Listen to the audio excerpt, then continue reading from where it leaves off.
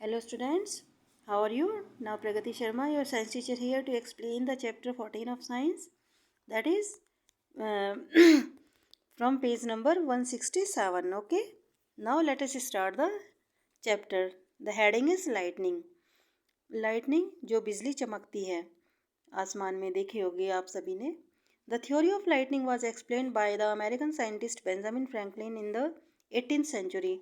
जो इसकी थ्योरी थी लाइटनिंग की, बिजली के चमकने की, कैसे चमकती है आसमान में, एक अमेरिका के साइंटिस्ट थे, वैज्ञानिक बेंजामिन फ्रैंकलिन.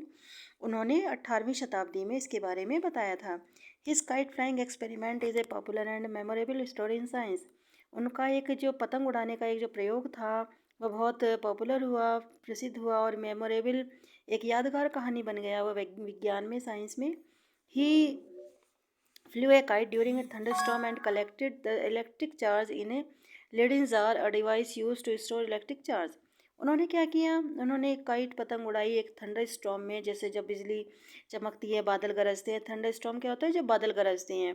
तो और उन्होंने उसको कलेक्ट कर लिया, इकट्ठा कर लिया इलेक्ट्रिक चार्ज को एक लेडन जार में. लेडन जार एक तरह का जार होता है जो इसके एक ऐसा यंत्र होता है जिसके द्वारा हम लोग विद्युत आवेश को स्टोर कर सकते हैं, इकट्ठा कर सकते हैं. Every time the kite was struck by lightning. हर एक बार जब भी उनकी पतंग उस बिजली से, चमकती बिजली से टकराती थी. This enabled him to suggest that lightning is an electrical phenomenon. उससे उन्हें ये एहसास हुआ, ये पता लगा कि उन्होंने ये सुझाव दिया कि जो लाइटनिंग है, जो बिजली चमकती है, एक विद्युत प्रक्रिया है. फेनोमेनन यानी कि प्रक्रिया. Lightning is a powerful discharge of electric charges developed in the ground. जो बिजली चमकती है एक शक्तिशाली डिस्चार्ज है, अनावेश है किसका, इलेक्ट्रिक चार्जेस का, विद्युत आवेश का, जो कि बादलों में डेवलप होता है, विकसित होता है. हालांकि it is not completely understood how it happens. ये पूरी समझ में नहीं, पूरी तरह से नहीं समझ आया कि कैसे ये होता है. But charges develop in the cloud and during a thunder storm. पर क्या है, जो आवेश होते हैं वो विकसित होते हैं बादलों में, थंडर स्टॉर्म यानी जब बिजली गरजती है उस दौरान. It has been found that tiny water droplets in cloud that acquire positive charge become lighter and go to the upper part of the cloud. तो ये पाया गया कि जो टाइनी वाटर ड्रॉपलेट होती हैं, पानी की बहुत छोटी बूंदें होती हैं बादलों में, उनमें पॉजिटिव चार्ज होता है, यानी कि प्लस आवेश होता है, धन आवेश होता है, और वो हल्की होती हैं और वो अपर पार्ट यानी कि बादलों के ऊपरी हिस्से की तरफ चली जाती है. And the water droplet that acquire negative charge. और पानी की वो बूंदें जिनमें नेगेटिव चार्ज होता है वो भारी होती हैं और वो क्या करती हैं, वो बादलों में नीचे की तरफ स्थान ले लेती हैं. That is the top region of cloud are positively charge and the bottom region are negatively charge. तो इस तरह से जो बादलों का ऊपर वाला हिस्सा है वहाँ पॉजिटिव चार्ज प्लस आवेश होता है और नीचे की तरफ कौन सा आवेश होता है, नेगेटिव चार्ज माइनस आवेश. This huge amount of charge produce a very high voltage on the cloud with respect to the earth. ये जो ह्यूज होता है, बहुत बड़ा, बहुत बड़ी मात्रा जो होती है आवेश की, उससे क्या होता है, बहुत हाई वोल्टेज का एक करंट, एक आवेश पैदा होता है बादलों में इसकी पृथ्वी के सापेक्ष. This large voltage produces discharge of different charge through the atmosphere of the earth. Differences in charge on two objects create a potential difference between them which is measured in volts. ये जो एक बहुत बड़ा voltage है जो उत्पन्न होता है डिस्चार्ज से, इसके अनावेश से, उसमें क्या होता है, वातावरण में जो हमारी पृथ्वी है, डिफरेंसेस चार्ज यानी कि जो आवेश में अंतर है दो वस्तुओं के, उसकी वजह से क्या होता है, एक पोटेंशियल डिफरेंस बनता है, विभवांतर बनता है दो किसके बीच में, which is measured in volt, जिसको कि हम किस में नापते हैं, किस यूनिट में नापते हैं पोटेंशियल डिफरेंस को, वोल्ट्स में.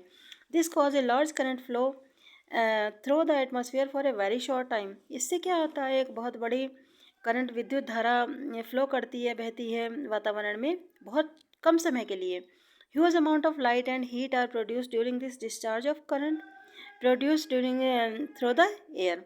एक बहुत बड़ी मात्रा में जो लाइट है, जो रोशनी है, प्रकाश है, एंड हीट, गर्माहट, ये उत्पन्न होती हैं इस डिस्चार्ज से, करंट के हवा में. जो ये विद्युत धारा का डिस्चार्ज होता है, अनावेश होता है, इससे हवा में उत्पन्न होती हैं.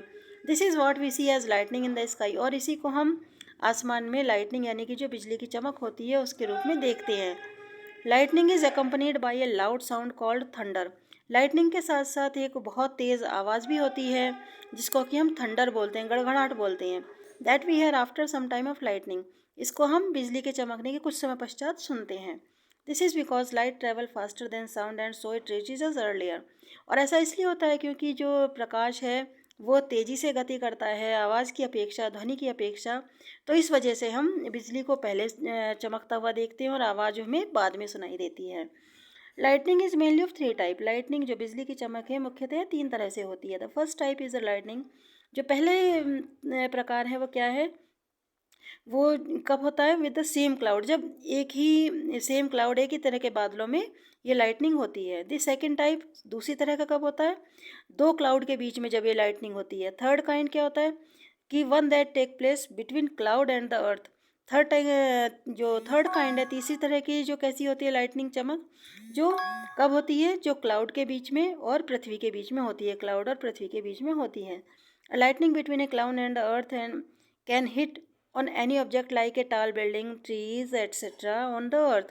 लाइटनिंग जो बिजली चमकती है क्लाउड और अर्थ के बीच में, बादल और पृथ्वी के बीच में, वो किसी भी वस्तु को हिट कर सकती है।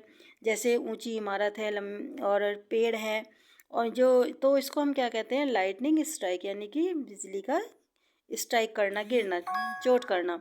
Lightning strike can destroy tree, building etcetera completely. जो इस तरह से लाइटनिंग स्ट्राइक, जो बिजली गिरती है जिस भी वस्तु पर, तो उसको वो डैमेज कर सकती है, डिस्ट्रॉय कर सकती है, नष्ट कर सकती है, चाहे वो पेड़ हो, इमारत हो, कुछ भी हो। इन हिली एरियाज, पहाड़ी क्षेत्र में, the chances of lightning strike are more as compare to valleys. पहाड़ी क्षेत्र में जो इसके लाइटनिंग स्ट्राइक के, बिजली के जो गिरने के चांसेस हैं वो ज़्यादा हो जाते हैं वैलीज से। अगर हम वैलीज बोलते हैं घाटी को, घाटी से कंपेयर करें अगर हम, तो उसमें ज़्यादा होते हैं, किसमें, पहाड़ी क्षेत्रों में। Because the distance between the top of the hills and cloud is less as compare to the distance between valley and cloud. क्योंकि अगर हम देखें तो जो पहाड़ और क्लाउड के बीच में डिस्टेंस कम होती है, किसके कंपेयर में, अगर हम घाटी और बादल के बीच को कंपेयर करें और पहाड़ के और बादल के बीच को कंपेयर करें, तो पहाड़ और बादल के बीच की दूरी कम होती है। Through lightning cause a lot of damage. हालांकि क्या है, जो लाइटनिंग से जो बिजली चमकती है उससे बहुत ज़्यादा नुकसान होता है ना। It is also beneficial in Suez. कुछ तरीक़ों में ये, कुछ जगह ये बेनिफिशियल यानी कि लाभदायक भी है। During lightning the heat and light produce enhances the combination of atmospheric nitrogen with oxygen to form oxide of nitrogen. Lightning के दौरान क्या होता है, हीट एंड लाइट को गर्माहट निकलती है और लाइट प्रोड्यूस होती है, प्रकाश उत्पन्न होता है, जिससे कि कैसा कॉम्बिनेशन बनता है कि जो वातावरण की नाइट्रोजन है वो ऑक्सीजन के साथ जुड़कर क्या बनाती है, ऑक्साइड ऑफ नाइट्रोजन, नाइट्रोजन की ऑक्साइड बनाती है। These oxide of nitrogen get dissolve in rain water and come down as very dilute nitric acid. ये जो ऑक्साइड है नाइट्रोजन के, ये पानी में, जो बारिश का पानी होता है उसमें घुल जाते हैं, डिज़ोल्व हो जाते हैं, और हमारी पृथ्वी पर ये कैसे आते हैं, बहुत ही हल्का एक नाइट्रिक एसिड के रूप में गिरते हैं, which react with different salt and minerals present in the soil to form nitrogenous compound. जो कि रिएक्ट करते हैं, क्रिया करते हैं, किससे, अलग अलग तरह के जो सॉल्ट्स होते हैं, लवण होते हैं, मिनरल्स होते हैं, खनिज होते हैं, जो कि मिट्टी में उपस्थित होते हैं, और फिर उनसे क्या बनता है, नाइट्रोजनस कंपाउंड, यानी कि नाइट्रोजन के यौगिक बन जाते हैं। ये जो नाइट्रोजन के यौगिक हैं, इनकी ज़रूरत होती है पौधे की बढ़वार के लिए, ग्रोथ के लिए। Lightning enable the formation of ozone from oxygen which forms a layer called the ozone layer. और इस लाइटनिंग से क्या होता है, जो ओजोन की लेयर है, ओजोन की परत है हमारे वातावरण में, वो उसकी फॉर्मेशन होती है, जिससे कि इसके हम क्या बोलते हैं, ओजोन की सतह, ozone layer. The ozone layer in the atmosphere protect the earth from the harmful radiation of the sun by absorbing a part of the ultraviolet radiation। ये जो ओजोन की सतह है वातावरण में, ये किससे, हमारी पृथ्वी को किससे बचाती है, एक जो नुकसान देने वाले हार्मफुल, नुकसानदायक रेडिएशन है, विकिरण है सूर्य के, उसको ये एब्जॉर्ब कर लेती है। अल्ट्रावायलेट रेडिएशन बोलते हैं इसको हम, पराबैंगनी विकिरण। अल्ट्रावायलेट होता है पराबैंगनी, ओके, और रेडिएशन होता है विकिरण, इट इज़ विकिरण। Okay, now thank you students.